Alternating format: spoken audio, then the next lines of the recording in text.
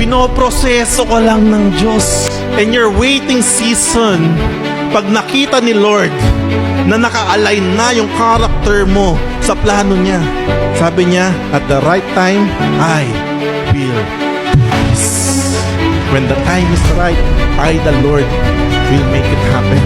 Waiting is necessary for us to align perfectly in God's plans and timing. Do you believe that God's plan for your life is the best? Is good, perfect, and pleasing will. Ito yung kalooban ng God eh. Pero kasi ganito mga kapatid ko, in your current state right now, yung plan ng Lord hindi pa pasok. Yung gagawin ng God na napakaganda sa buhay mo, sa panahong ito, sa oras na ito, hindi pa papasok eh. That's why ilalagay ka ng God sa waiting time.